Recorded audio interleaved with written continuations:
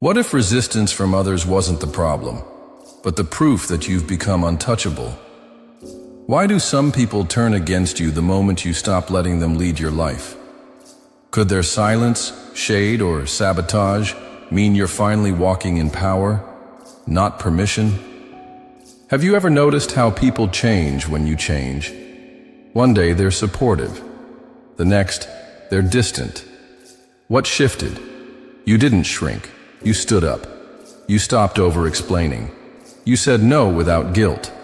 And suddenly, their tone shifted too. Here's a truth most people ignore.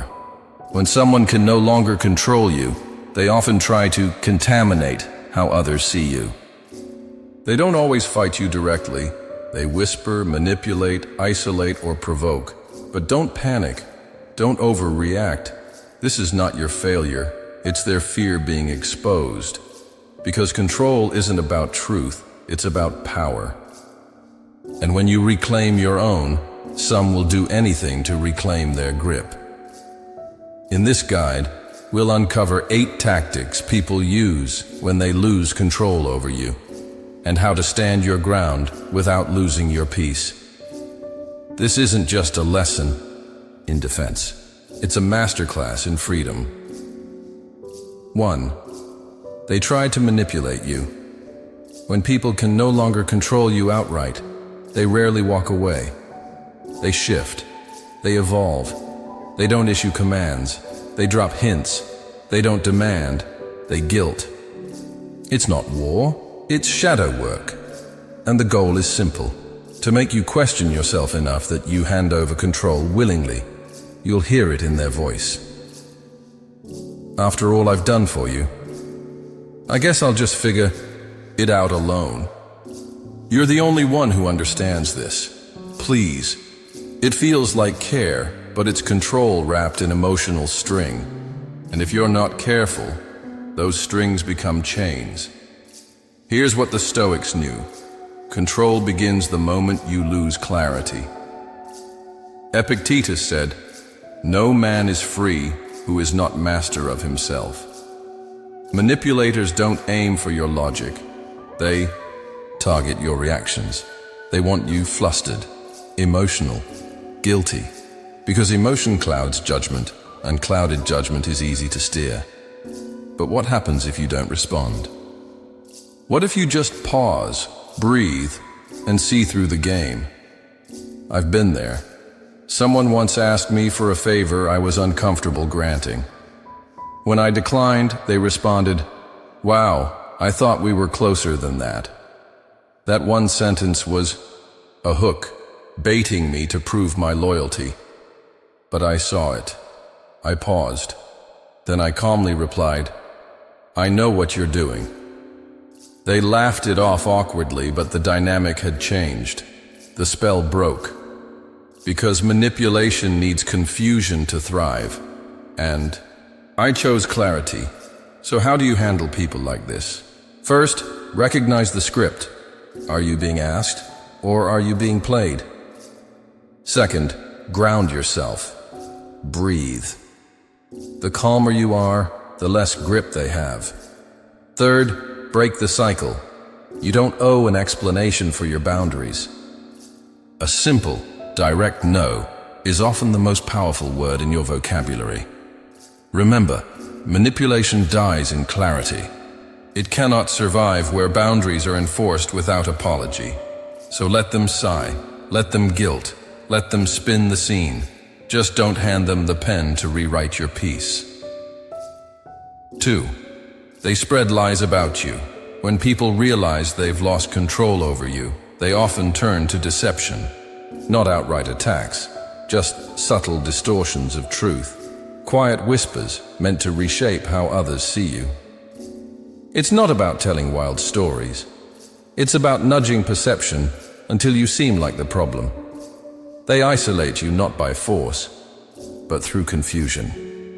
A word here, a suggestion there, until you feel the distance growing between you and your support system. Just like predators in the wild isolate their prey from the group before striking, manipulators do the same. They separate you emotionally and socially, making you vulnerable to their influence. This is no accident. It's strategy. Because someone surrounded by clarity, loyalty, and truth is harder to control. Seneca put it best: associate only with those who improve you. The moment someone starts seeding doubt and division, they've shown their hand.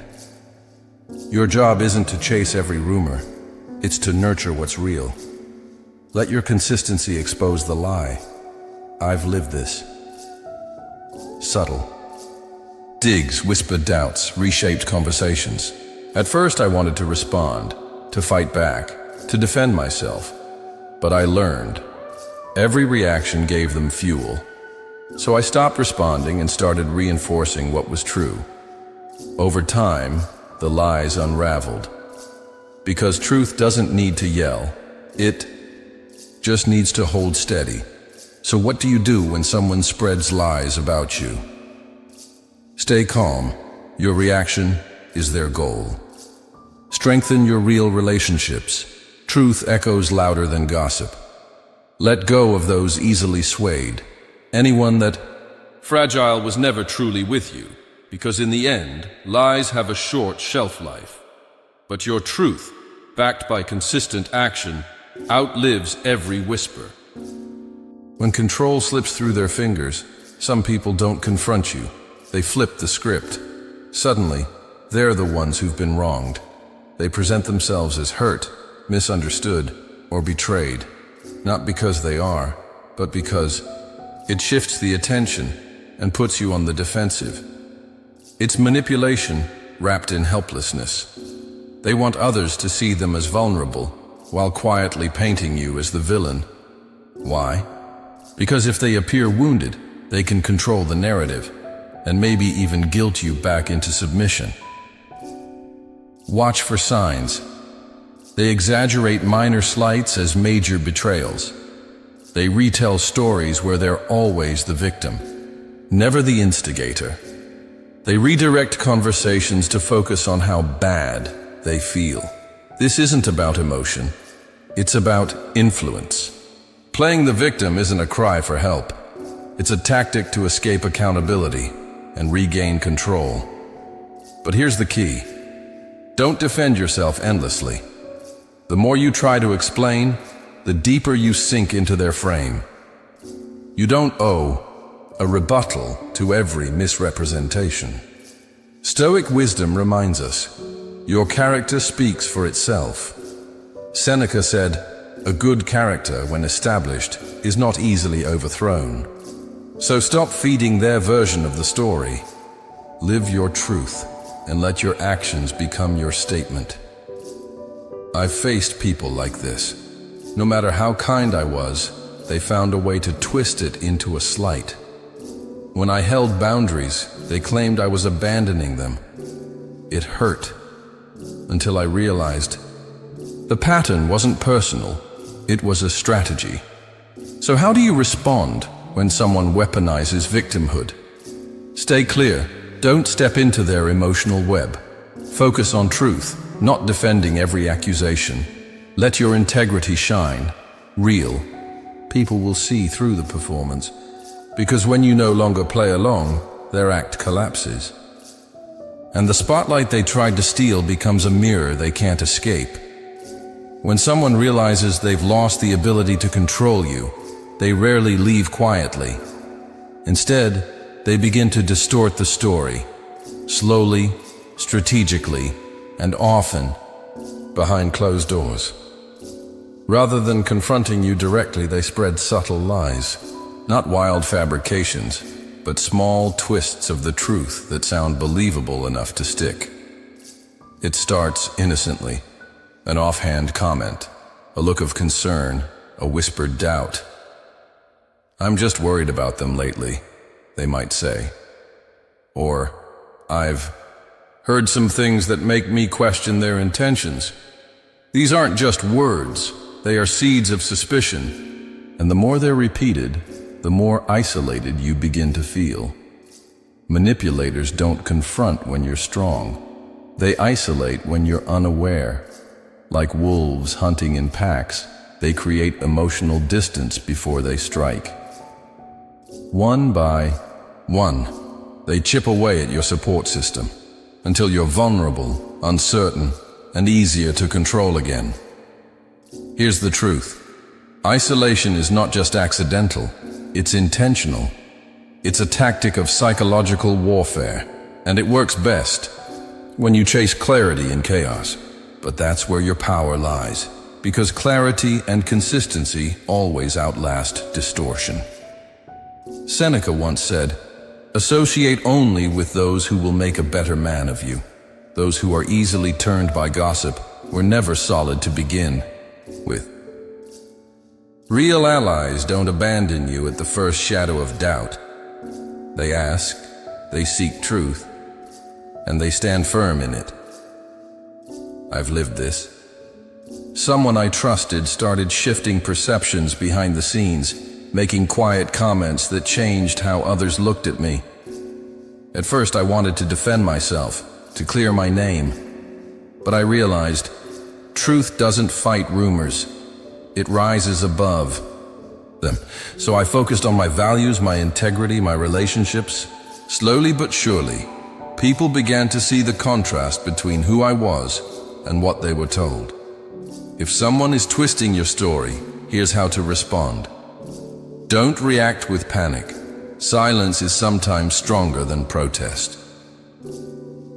Reinforce your authentic connections. Let your life do the explaining. Release the ones who believe the lies without question. They were never for you, because when the dust settles, lies crumble under the weight of consistent truth. And no rumor has the strength to outlive a grounded life. 3. They play the victim. When you refuse to be controlled, some people won't argue or attack. They'll do something far more deceptive. They'll become the victim. Suddenly, your strength becomes their suffering. Your boundaries, their betrayal. Your independence, their injury. This shift is not accidental. It's strategic. By claiming they've been hurt or abandoned, they flip the power dynamic. Now you're not the one holding firm. You're the one being cruel, ungrateful, or too much. And just like that, the story changes. They use empathy as a weapon. They cry, not because they're broken, but because they hope you'll break. It's emotional manipulation disguised as vulnerability. And it's incredibly effective, especially if you're someone who deeply values compassion and fairness. You'll hear lines like, "After everything I did for you, this is how you treat me. I guess I was never important to you. I'm just trying to understand why you're acting this way. These aren't questions, they're traps, designed to reel you back into guilt and make you question the very boundaries you set for your own well-being." But here's what Stoic wisdom teaches us. Don't fight their story, live yours with truth.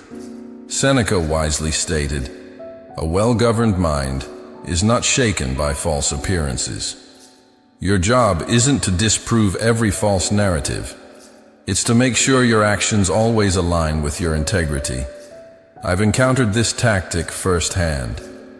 A person who once praised my growth turned on me the moment I stopped being easy to control. They started telling others I had changed, become distant, even cold. But the truth was, I had grown tired of bending. And when I stopped making myself small, they played the victim to make me feel guilty for standing tall. So how do you deal with someone who weaponizes vulnerability? See the pattern. Real pain seeks healing, not control. Stay in your lane. Don't get lost defending your intentions. Let your life reflect your truth. Consistency is your loudest testimony. Because when someone makes you the villain, in their story, the only way to win is to stop playing the role. Refuse to perform. Refuse to shrink. And eventually, even their most rehearsed act will fall flat under the spotlight of truth. When people lose the ability to control you, they often resort to something more insidious than confrontation. They begin to twist the truth. Not through wild accusations or blatant attacks, but through subtle distortions and carefully crafted whispers. It's not that they lie boldly. They bend the truth just enough to make others question your integrity, all while keeping their own hands clean. They plant seeds of doubt in the minds of those around you. They'll say things like, "I don't know, something about them seems off lately," or "I heard they said something questionable."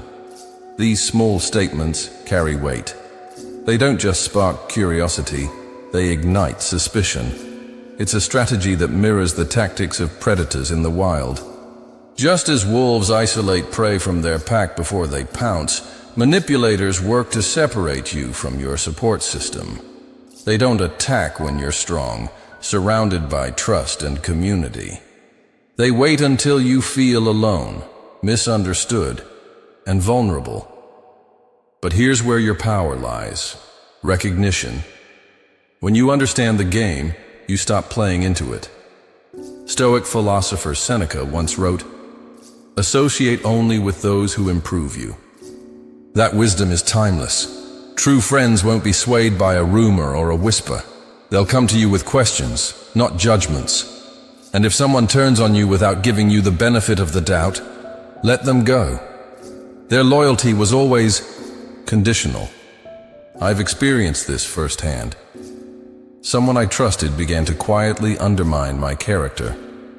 It started with vague concerns shared behind my back, then slowly escalated to outright misrepresentations.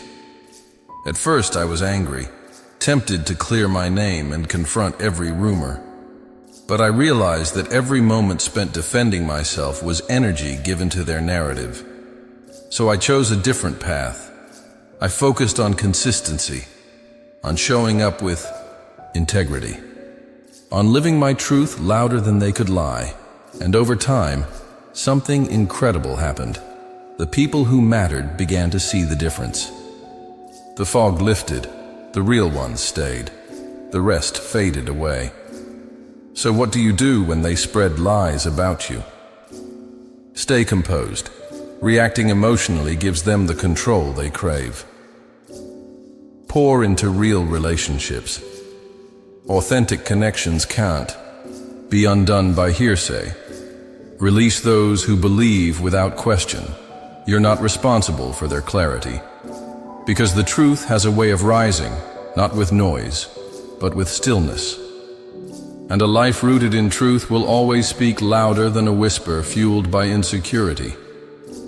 When someone can no longer control you, they don't always confront you. Instead, they craft a story where you've suddenly become the villain. And in that narrative, they are the wounded, the betrayed, the misunderstood. It's one of the most deceptive tactics, using sympathy as a smokescreen for manipulation. They don't yell or accuse directly. They sigh. They look heartbroken. They say things like, "I guess I was never important to you," or "I can't believe you would treat me like this after everything." These are not confessions of pain. They are calculated plays for power. Playing the victim allows them to regain the spotlight and control the narrative. It puts you on the defensive. Now you're the one trying to justify, explain, and apologize, all while they subtly pull the strings of guilt and perception. The goal isn't reconciliation. It's control through emotional leverage. This is where Stoic wisdom offers clarity. Seneca reminds us, a good character, once established, is not easily overthrown. Your job is not to prove your worth to those determined to misunderstand you. Your role is to live in alignment with your truth, consistently, calmly, and without apology. I remember a moment in my life when someone close to me did this. The more I set boundaries, the more they painted themselves as the victim. They told others I had become cold, distant, and uncaring. But the reality was, I had simply stopped making myself small to keep them comfortable. I had chosen growth, and they had chosen guilt. Eventually, I stopped explaining. I stopped engaging in the narrative they were creating. I let my actions speak, and they did, louder than any rumor or tearful story ever could. So how do you respond when someone weaponizes victimhood? Recognize the manipulation. Not all pain is innocent. Maintain your boundaries. Compassion doesn't mean self-sacrifice. Let truth shine through time. Performances fade. Consistency does not. Because when you refuse to play the role they've cast for you, their script falls apart. You don't need to shout your truth. Just keep living it. The right people will see through the performance, and the wrong ones were never worth convincing. 4. They try to isolate you. When people realize they can't control your choices, they go after your connections. Because influence doesn't just move through conversation, it moves through relationships. And if they can't manipulate you directly, they'll try to surround you with silence, they whisper. They plant doubt. They say things like, "I don't know if you can trust them. I heard they said something behind your back." They've changed lately, haven't they? They don't just want to isolate you physically, they want to isolate you emotionally. Because the more alone you feel, the more power they reclaim. Here's what's really happening. Isolation is a control tactic. If you're surrounded by strong, supportive people, you're harder to influence. So they chip away at your alliances, hoping to weaken your defense. They twist stories, misrepresent intentions, and manufacture distance between you and those who matter. It's the social version of a predator splitting prey from the pack. And once you're alone, they circle back, offering a shoulder, but only if you agree to lower your guard. But Seneca warned us wisely. Associate with those who will make a better man of you. Welcome those whom you yourself can improve. This is the Stoic counter-strike. Don't chase loyalty. Cultivate clarity. The ones who truly know you will not be shaken by rumors. And the ones who turn against you so easily, they were never with you in the first place. I've lived this. One person started quietly shifting the narrative behind my back. They framed conversations, added exaggerations, and let assumptions fester. At first I was tempted to explain, to set the record straight, but I didn't. I chose stillness. Instead, I poured into my real relationships. I showed up. I stayed consistent. And in time, people saw through the fog. The ones who mattered stayed. The rest drifted like dust in wind. So if someone tries to isolate you, remember this. Stay composed. Reactivity gives them power. Double down on your truth. Let your actions speak. Don't chase those who are easily swayed. Release them. You cannot be isolated if your foundation is built on truth. You cannot be manipulated if you are surrounded by people who know your soul. Let them pull strings behind closed doors. You just keep standing where the light reaches you. 5. They challenge your confidence. Not every attack is loud. Some are whispered, subtle, and wrapped in fake concern. When someone can't control your choices, they try to erode the one thing that fuels them, your confidence. They won't directly insult you. Instead, they raise their eyebrows. They ask questions that sound like curiosity but carry a sting. Are you sure that's the right move? That seems kind of risky, don't you think? I mean, if you're happy with that, what they're really saying is, doubt yourself. And if you're not grounded, it works. You start second-guessing your judgment. You hesitate. You delay. And slowly they regain the very influence you once took away. But let's be clear, these people aren't offering constructive feedback. They're testing how much space you'll surrender. And the moment you start explaining, justifying, or defending, you've given them more ground. Confidence doesn't mean you're always right. It means you trust yourself even when others don't. Epictetus said, "It's not events that disturb us, but our judgments about them." And that includes the judgment others try to project onto you. They want you to internalize their hesitation, their fear, their insecurity, but none of that is yours to carry. I remember a moment when someone questioned nearly every step I took, every new project, every decision, met with subtle doubt. At first, I explained, I tried to prove I'd thought it through. But then I realized they didn't want clarity. They wanted control. So I stopped explaining. One day when they raised their usual eyebrow and asked, "Are you sure?" I simply replied, "Yes, I am." No details, no defense, just certainty. And in that moment, I felt the balance of power shift. So how do you deal with people who try to chip away at your belief in yourself? First, remember why you chose your path. Anchor yourself in your intention. Second, don't over-explain. Confidence is quiet, doubt is loud. Third, reclaim your power with clarity. A simple, steady, "I'm sure," speaks volumes. Because here's the truth. People who need you to question yourself are hoping you'll hand your strength back to them. But the moment you stop seeking their validation, you remind them and yourself that confidence is not a performance. It's your foundation. 6. They provoke you. Emotionally, when all else fails, when control, guilt, isolation, and doubt no longer work, they reach for the most primitive tactic, emotional provocation. They don't want clarity. They want chaos. And the moment you explode, they win. They'll poke your insecurities, twist your past, say things designed not to solve, but to shatter. You always overreact. This is why no one takes you seriously. I'm just being honest.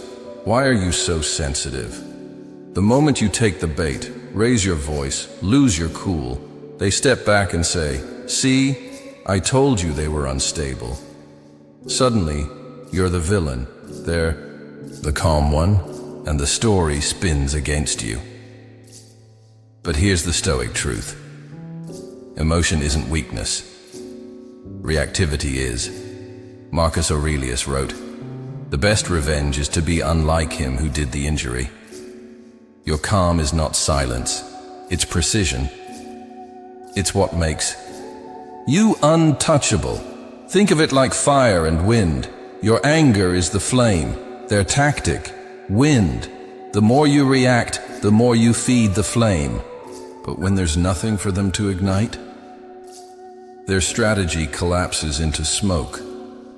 I remember one situation clearly. Someone came at me with every manipulative line in the book.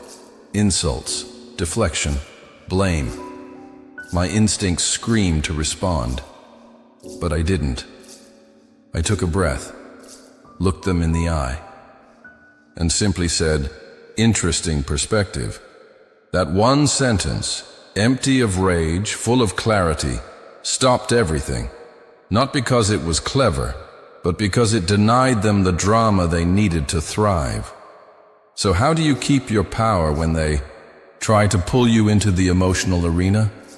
First, spot the trap. Are they debating or detonating? Second, choose stillness. Delay your response. The pause is your shield. Third, disengage if needed. Some victories come by walking away, not by proving a point. Your emotions are yours. No one should be allowed to hijack them. Let them rage, twist, insult. You, stay grounded, stay composed. Because in the end, the most dangerous person in the room isn't the loudest, it's the one who refuses to be moved. 7. They copy you when they realize they can't silence you. They try to be you. They imitate your ideas, your style, your energy, hoping that by mimicking your light, they can cast shadows of their own. At first, it feels harmless. Then it becomes uncomfortable. You start noticing patterns. You try something bold. They follow with a twist. You say something powerful. They echo it as if it were their own. You make a move, and suddenly, they're trailing behind, pretending it was always their path. It's not competition, it's replication. And here's the truth. If they can't lead you, they'll try to mirror you. But Stoic wisdom reminds us, authenticity is not threatened by imitation. Seneca once wrote, "Character, not imitation, defines a person." Your essence, your voice, your journey, it cannot be photocopied, because what they mimic is only the surface. What they lack is your depth. Think of it like sunlight and shadow. A shadow only moves when the source moves. But it can never generate light on its own. Copycats don't walk ahead. They follow, hoping no one notices they've never had a map. I remember someone who did this to me for years. Every time I launched something new, they tried to do the same. When I pivoted, they pivoted too. At first, I felt robbed, like my originality was being diluted. But then I realized, the more they chased, the more lost they looked. So I changed again, quietly, radically, and they had no idea how to follow. So how do you handle someone who's constantly imitating your life? First, stop fixating on them. Their mimicry is not your burden, it's their ceiling. Second, evolve relentlessly. Keep shifting. True creators don't sit still long enough to be caught. Third, protect your originality, not through resistance, but through reinvention. Because here's the truth, they copy because they're empty. But you create because you're real. So keep building, keep moving, and let their imitation expose what they fear most. Your courage to be what they never dared to become. 8. They wait for you to fail. Some people don't clap because they believe in you. They clap because they want front row seats to your downfall. They nod at your success, but their smiles are hollow. They offer support, but only as long as you're struggling. Because the moment you start rising, their real feelings surface, not through confrontation, but through subtle withdrawals. They'll say things like, "Wow, you're really lucky. Don't get your hopes up too high." That's a big move. Hope it works out. It sounds like concern, but it's coded in doubt, because your growth highlights their stagnation. And if they can't surpass you, they'd rather see you fall than face their own inaction. The Stoics taught us, what others think of your journey is none of your business. Epictetus said, do not waste energy on those who hope for your downfall. Because when you focus on their expectation of failure, you slow down your own momentum. I remember someone like this in my life. They smiled when I struggled. They vanished when I succeeded. Whenever I took a bold step, they'd warn me to stay realistic. And when I stumbled, they were the first to say, I told you so. But when I rose again, stronger and sharper, their silence was louder than any cheer. And that's when I knew they weren't disappointed I failed. They were disappointed I recovered. So what do you do when people are secretly rooting against you? First, recognize their energy. Don't take advice from those who hope you fail. Second, stop explaining. Your journey doesn't need their validation. Third, succeed anyway. Not for revenge, but for your own liberation. Because here's the twist. They're not afraid of your failure. They're afraid of your power to rise again. So don't stumble for their entertainment. Don't shrink to keep their comfort. Keep building. Keep growing. Let your life become the one thing they can't control, copy, or predict. And when your success speaks louder than their silence, you'll realize you were never the problem.